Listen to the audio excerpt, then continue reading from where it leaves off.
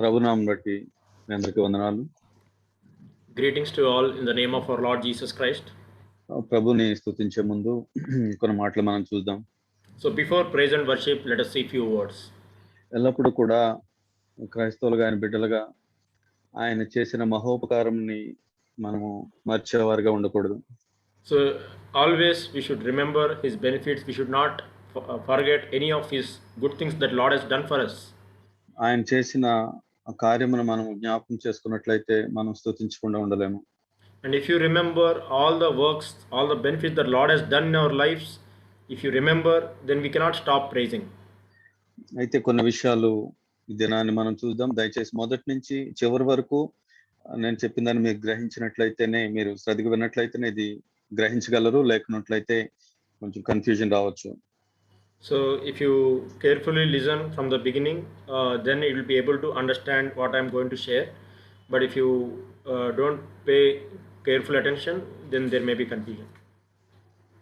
మొదటగా యెహెజ్కేలు 8వ అధ్యాయము మనం చూద్దాం. Ezekiel 8వ అధ్యాయంలో కొన్ని విషయాలు మనం చూద్దాం. Ezekiel chapter 8, let us see few points. ఈ యొక్క అద్భుతమైన అధ్యాయం ఇది. So it's a wonderful chapter. ఇది నా గురించి నీ గురించి ఇక్కడ రాయబడి ఉంది. So it is written of me, written of you like this. ఇది ఎంతో సత్యమైన వాక్కు. And this word is truth. ఇక్కడ ఇజ్రాయేలు గురించి ఇక్కడ చెప్పబడిన మాటలు ఇవి. So these words are written concerning Israel. అయితే మనం వీటిని మనకు అప్లై చేసుకోవడానికి ఎంతో హేతువైన మాటలుగా మనం చూడవచ్చు. So we can also apply these words for us if we understand. మొదటి 3 వచనాలు మనం చూసినట్లయితే ఇక్కడ యెహెజ్కేలుని దేవుడు ఆ యొక్క దర్శనంతో నింపినప్పుడు జరిగిన సంగతులు మనం చూస్తున్నాం. So if you read first 3 verses, this is when God gave the vision to Ezekiel. యెహెజ్కేలు మీదకి దేవుని హస్తం వచ్చినప్పుడు అతడు ఏ విధంగా చూస్తున్నాడో 2వ వచనంలో చూస్తాం. దేవుడిని ఏ విధంగా అతను చూస్తున్నాడు. So when the hand of the Lord fell on Ezekiel, then how he is looking at it, we can see in verse 2. 8వ అధ్యాయం మొదటి వచనం చివరిలో ఉంటుంది, ప్రభు అయిన యెహోవా హస్తం నా మీదకి వచ్చెనని అతను చెప్తూ 2వ వచనంలో ఇక్కడ దేవుడు ఏ విధంగా అతనికి ప్రత్యక్షమయ్యాడు ఇక్కడ మనం చూస్తున్నాం. So first verse towards the end it says the hand of the Lord God fell on me, and then verse 2 it's written like this.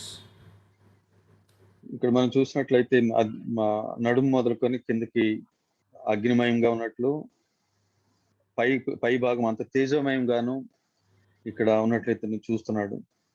So here he is looking at a appearance of a man. From his loins and downward there was the appearance of a fire, and from his loins and upward the appearance of brightness. కరుగుచున్న అపరంజి అయినట్టుగాను ఆయన నాకు కనబడనని చెప్తున్నాడు. So here it's like the appearance of a glowing metal. అయితే నిజంగా దేవుని దర్శనం కలిగిన వ్యక్తికి దేవుడు ఏం చూపించాలన్నది ఇక్కడ మనం చూస్తున్నాం.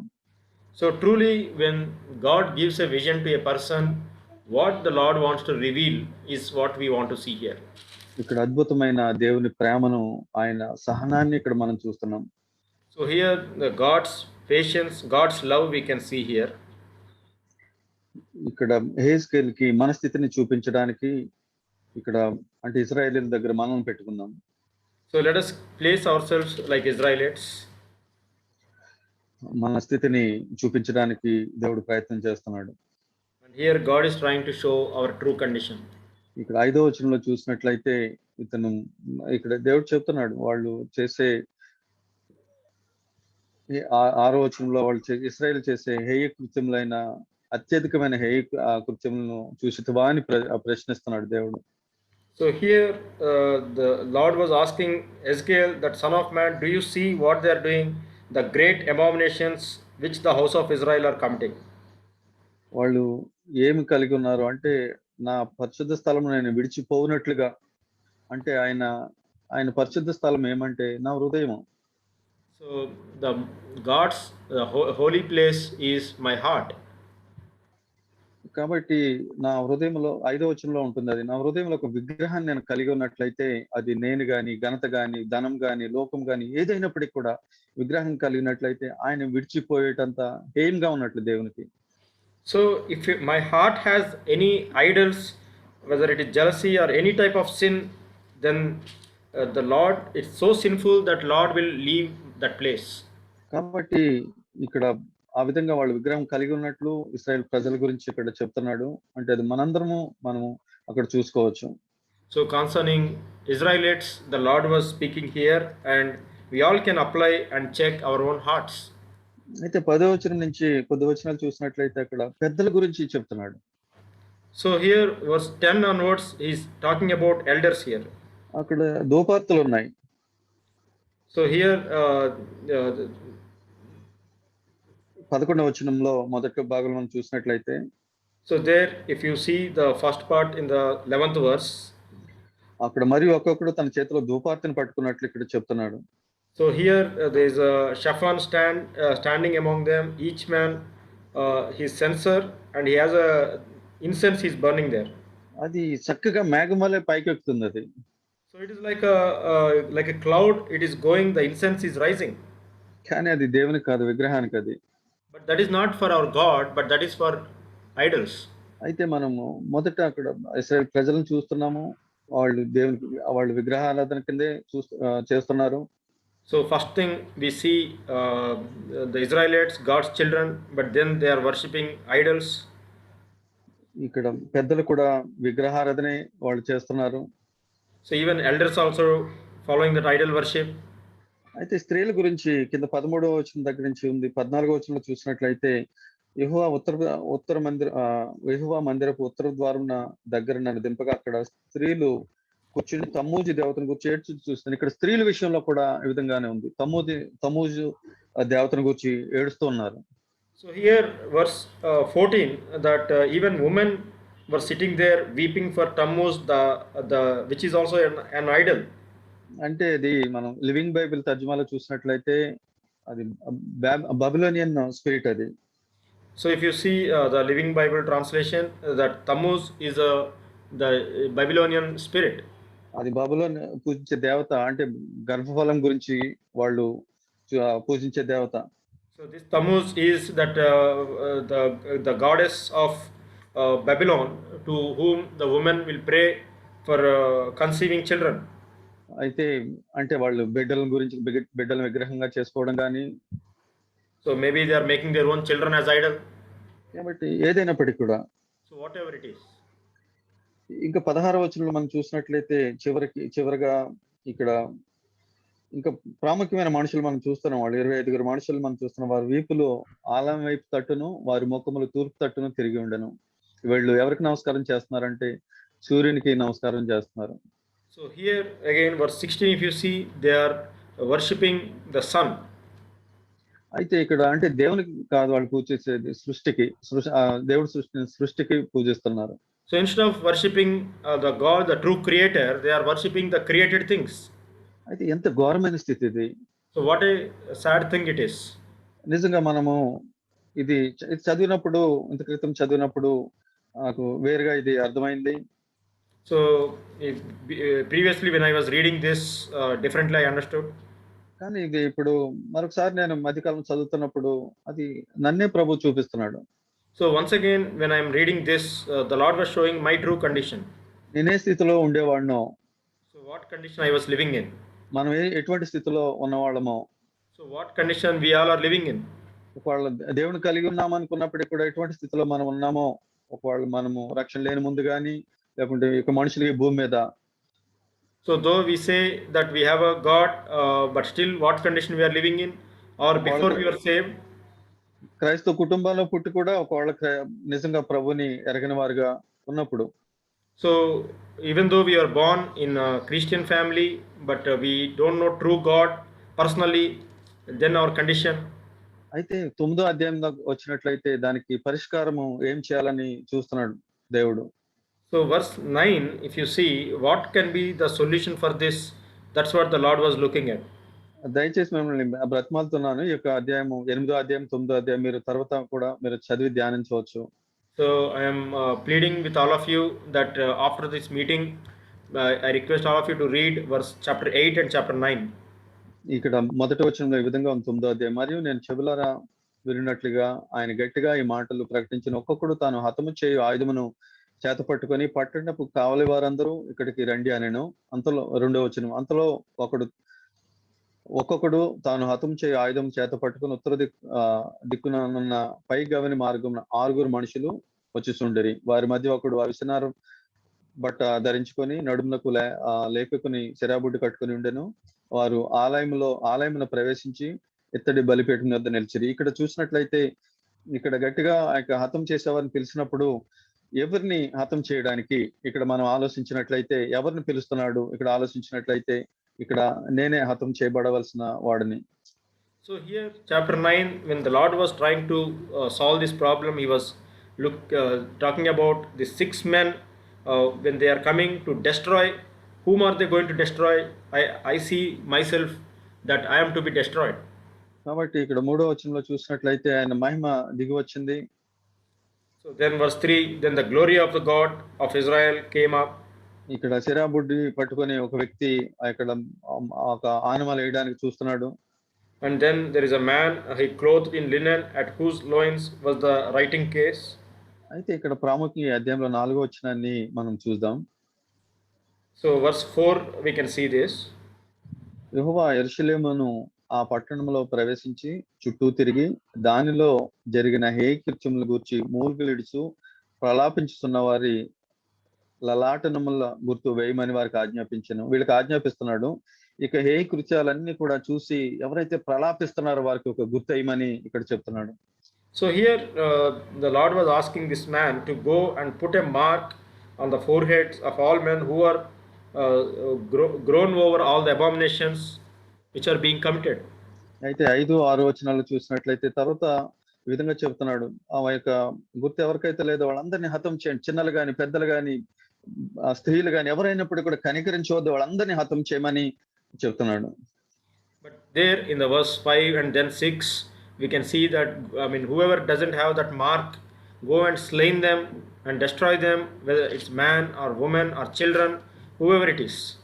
అయితే 8వ వచనంలో చూసినట్లయితే ఈ విధంగా ఉంది. అక్కడ ఎవరు హతం చేయబడ్డారు, ఎవరు మిగిలి ఉన్నారంటే హెజ్కేలు చెప్తున్నాడు ఈ విధంగా. Verse 8, that finally who are the people who are left? ఇక్కడ అతను నేను తప్ప మరెవరినూ శేషించకుండా హతం చేయట నేను చూసి సాష్టాంగపడి వేడుకొని అయ్యా ప్రభువా అని ఇతను బ్రతిమాలుతున్నాడు. So then he is saying, I alone was left. I fell on my face and cried out saying, Alas, Lord God.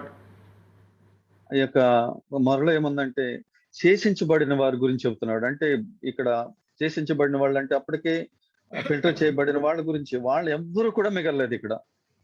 So here is written of remnant people of Israel, but none of them are left here.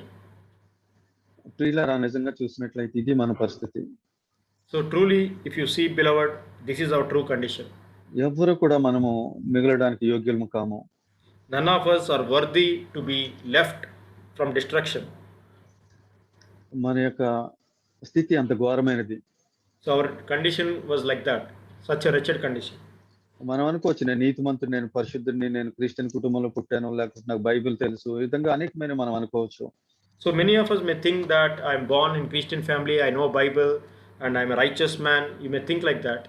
లేకుంటే నేను ఒకవేళ ప్రభువుని తెలుసుకోకపోయినా నేను నీతిగా ఉన్నాను, నేను మంచి కార్యాలు చేస్తున్నాను, నేను నమ్ముతాను కానీ నేను ఆయన్ని సొంత రక్షకుడిగా అంగీకరించను, నన్ను ఆయన ప్రేమిస్తాడని ఈ విధంగా ఉంటూ ఉండవచ్చు. So though that I'm doing all the good righteous deeds, I'm not saved, but I'm doing all the good things and the Lord is happy with me. You may think like that. అలా మనం ఉన్నట్లయితే ఖడ్గానికి మనము అర్హులము. So if you are thinking like that, then we are worthy only for sword. ఏ ఒక్కరు కూడా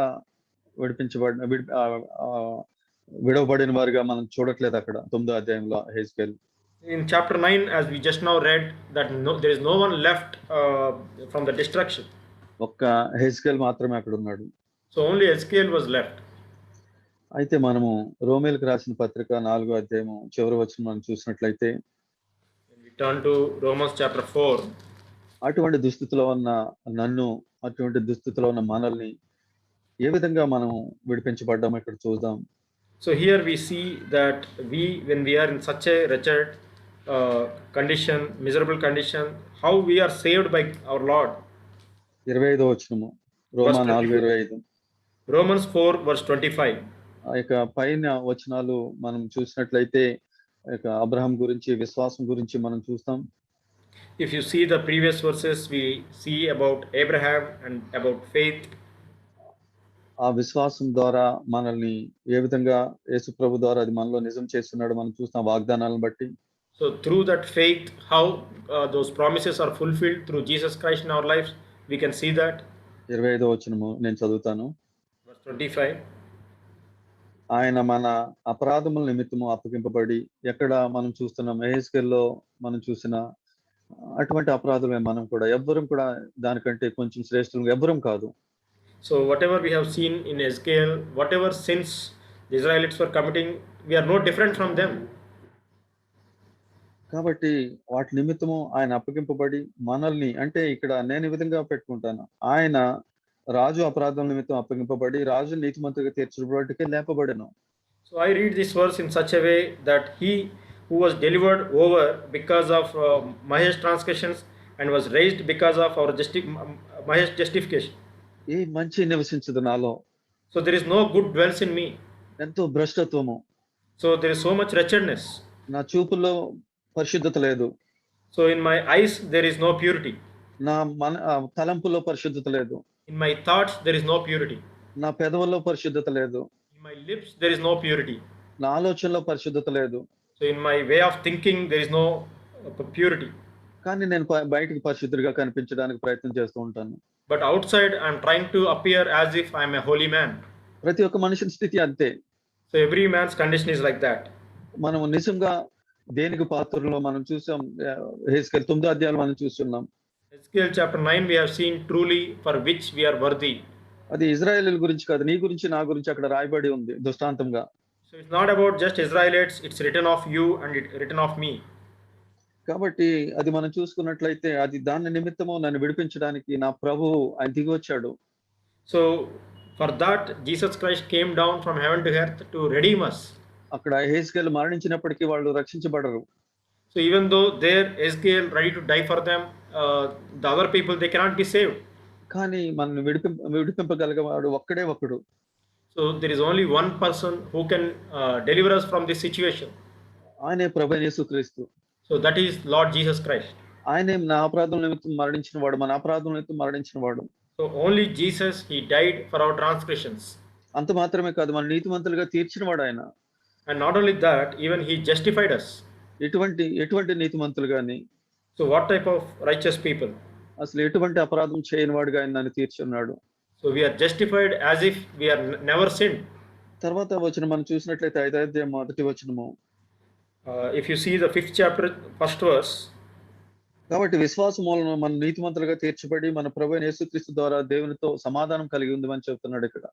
So here therefore having been justified by faith, we have peace with God through our Lord Jesus Christ.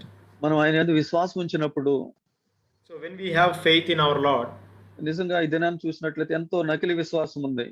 So these days if you see there's so much of fake faith is there. వివాహాల కోసం బాప్తిస్మం తీసుకునే వాళ్ళు ఉంటారు. So there are people who are ready to take baptism for to get married. సంఘాల్లో మేలు పొందడం కోసం సంఘానికి వచ్చే వాళ్ళు ఉంటారు. So there are people who want to leave some church and they want to come to church, some other church. క్రైస్తవులని పేరు పెట్టుకుంటే పలానా చోట సీటు దొరుకుతుందని క్రైస్తవులని చెప్పుకునే వాళ్ళు ఉంటారు. So if I name as a Christian, then I can get some seat in some college. That's why they want to call themselves as Christians. అటువంటి వారి గురించి ఇక్కడ మాట్లాడబడి ఉండలేదు కానీ. So it is not written of such people. నేను ఘోరమైన వాడు ప్రభువా.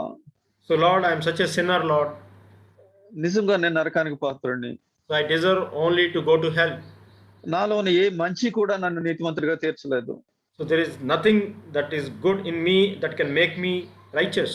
నన్ను నీతిమంతుడిగా తీర్చున్నావు. So but Lord, you justified me, Lord. నేను దుర్మార్గుడిని ప్రభువా. Lord, I am a wretched sinner. నన్ను ఏ విధంగా నువ్వు ప్రేమించున్నావు. But how you loved me, Lord. నిజంగా ఆయన ప్రేమ కదా అది. So is it not God's love? తర్వాత వచనాలు మనం చూసినట్లయితే ఇక 11వ వచనం వరకు రోమా 5వ అధ్యాయంలో మనం చూస్తాం. So Romans chapter 5 verse 9 to 11 if you read. మనము ఇంకా అపరాధంలో ఉండగానే మన కొరకు ఆయన చనిపోయాడు. భక్తిహీనులుగా ఉండగానే చనిపోయాడు. So while we are yet sinners, Jesus died for us. ఎందు గురించి అంటే మన నీతిమంతులుగా తీర్చడానికి. So that is because to justify us. అది ఆయన ప్రేమను ఆయన వెల్లడి చేస్తున్నాడు. ఎందు గురించి అంటే మన ఉగ్రత నుంచి తప్పించడానికి. So that way he manifested, he demonstrated his love for us so that he can save us from death, from wrath. ఇక్కడ మనం చూసినట్లయితే లూకా సువార్త 7వ అధ్యాయంలో ఒక సందర్భాన్ని మనం చూసినట్లయితే Luke chapter 7 if you see. 36వ వచనం నుంచి 50వ వచనం వరకు ఒక సందర్భం ఉంటుంది ఇక్కడ. Verse 36 onwards. ఒక పరిసయ్యుడు యేసు ప్రభువుని విందుకు పిలుస్తాడు. So here there is one Pharisee, he invites Jesus Christ for a feast, for having dinner. నిజంగా యేసు ప్రభు ఆ విందుకు వెళ్ళి ఉన్నారు. So Jesus went there. అందును బట్టి ఎంతో ఘనత అతనికి వచ్చి ఉంటుంది. So maybe because of that he got a lot of honor that Jesus came to his house. అతను కూడా అనుకుని ఉండొచ్చు, నేను దీనికి యోగ్యుడిని, వర్ది అని అనుకుని ఉండొచ్చు. So maybe that Pharisee is also thinking that I am worthy, I am a holy man, that's why Jesus is coming to me. కాబట్టి ఆ విధంగా ఉన్న పరిస్థితుల్లో ఒక స్త్రీ అక్కడికి వచ్చింది. పాపాత్మురాలైన స్త్రీ అక్కడ రాయబడి ఉంది. So here it is written that in that such a condition, like there is a sinful woman who came to that place. ఆమె విస్తారమైన పాపం చేసిన స్త్రీ అని అక్కడ ఉంది. So here she is such a sinner that she has done committed so many sins. అంటే 47వ వచనంలో అదే అక్కడ అర్థం అక్కడ ఉంది. ఆమె విస్తారమైన పాపములు చేసిన వారికి విస్తారంగా క్షమించబడినట్లు ఇక్కడ మనం చూస్తాం. So here there are many sins, that's what we see in verse 47. ఆమె అందుగురించి విస్తారంగా ఆయన ప్రేమిస్తుంది. So because that's why she is loving the Lord so much abundantly. కానీ పరిసయ్యుడికి ఒకవేళ నేను ఇశ్రాయేలీయుడిని లేకుంటే నేను పరిసయ్యుడిని, పరిసయ్య తెగ అంటే మంచి గుర్తింపు ఉన్న తెగ అప్పట్లో. So here that Pharisee may not have recognized. నాకు పెద్ద మారు మనసు అవసరం, నేను మరీ అంత పాపాలు ఏమీ చేయలేదు అని అతను అనుకుని ఉండొచ్చు. So maybe that Pharisee did not recognize his own need, that maybe I didn't commit that many sins, I'm better. ఇక్కడ మనం చూస్తున్నాం ప్రత్యక్షంగా నిజంగా మనం గ్రహించినట్లయితే ఇతని ముఖం సూర్యుడి వైపు తిరిగి ఉంది, దేవుని వైపు, మందిరం వైపు కాదు. So here this Pharisee's face was turning towards the sun God, not towards the Jesus the Lord.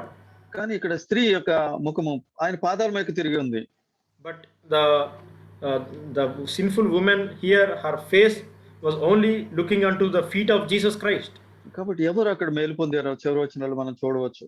So towards the verses 48, 49, 50 వచనాలు మనం చూస్తాం. Verses 48, 49, 50, we can see finally who was justified and who went rejoicing. దేవుడు ఎవరిని నిజంగా నీతిమంతులుగా తీర్చగలడు అక్కడ మనం చూడవచ్చు.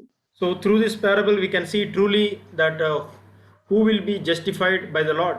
అంటే ఇక్కడ నిజంగా మనము రోమా 4:25లో చూసిన విధంగా అంటే నా అపరాధుల నిమిత్తము ఆయన అప్పగింపబడిన నీతిమంతులుగా ఆయన తీర్చడానికి లేపబడిన మనం విశ్వసించినప్పుడు. So here as we have seen Romans 4 that for my transgressions Jesus Christ was delivered so that I may be raised. మనము ఆయన విశ్వసించినప్పుడు, and when we believe like that, ఆయన మనం నీతిమంతులుగా ఆయన తీర్చున్నాడని మనం విశ్వసించి ఆయనతో సమాధానం మనం కలిగి ఉంటాం. So when we believe that Jesus Christ was raised because of our justification, then we can have peace with God. కాబట్టి మీరు జాగ్రత్తగా గమనించినట్లయితే రోమా 5:2 వచనము. So if you truly notice this, that Romans chapter 5 verse 2. మరియు ఆయన ద్వారా మనము విశ్వాసం వలన ఈ కృపయందు ప్రవేశించగలవారమై అందులో నిలిచి ఉండి దేవుని మహిమను గూర్చిన నిరీక్షణ బట్టి అతిశయపడుచున్నాము. So through whom also we have obtained our introduction by faith into this grace in which we stand and we exult in hope of the glory of God. కాబట్టి ఈ యొక్క కృపలో విశ్వాసం ద్వారా మాత్రమే మనం ప్రవేశించగలం ఆయన ద్వారా. So this grace we can enter only through faith. నిజంగా ఆయన దగ్గరికి రావడానికి మనం ఇంతగా మనం వేచి ఇంకా మనం వారసం చేయాలి. So to really come to him we need to strongly desire, we need to believe. నిజంగా మనం ఆ కృపలో ప్రవేశించగలిగిన వారం అయితే ఎందుకు పాపంలో మనం ఓడిపోతాము? So if you are able to we are introduced by faith to this grace, and if we are able to enter into this grace, then why do we still fall in sin? ఎందుకు మనం సనిగేవారుగా ఉంటాం మనం? Why we are still complaining? ఎందుకు బబులోని spirit కలిగి ఉంటాం? అక్కడ స్త్రీల గురించి చెప్పబడింది, బబులోని స్పిరిట్ గురించి అక్కడ చెప్పబడింది. ఎందుకు కలిగి ఉంటాం ఆ విధంగా? So as we have seen in Ezekiel chapter 8, that why the woman will have the Babylonian spirit if you have grace. మనం నిశ్చయంగా నిజమైన విశ్వాసంతో ఆయన ఎద్దకు వచ్చినప్పుడు నిజమైన మారు మనసు మనం కలిగి ఉండి ఆ కృపలో ప్రవేశిస్తాం మనం. So truly by faith, when we come, when we have repentance in our life, then we will be able to enter into that grace. కాబట్టి ఈ యొక్క కృప మనల్ని ఏం చేస్తుందంటే నిరీక్షణలోకి మనల్ని నడిపిస్తుంది. So what this grace will do, it will lead us into a hope. 3, 4, 5 వచనాల్లో రోమా 5 అధ్యాయం 3, 4, 5 వచనాలు అది మనం చూస్తాం. So Romans chapter 5 verse 3, 4, 5 we can see that మనకు పరిశుద్ధాత్మ మన హృదయాల్లో కుమ్మరింపబడి ఉన్నాడు. so Holy Spirit is poured out into our hearts. ఈ రోజుని మన విశ్వాసం ఏ విధంగా ఉంది? So today, how is our faith? నేను ఘోరమైన వ్యక్తిని ప్రభువా, నా గురించి మరణించి ఉన్నాను అని ఒప్పుకునే విధంగా మనం ఉన్నామా? So Lord, I'm such a sinner and I'm dead, Lord, in a dead condition.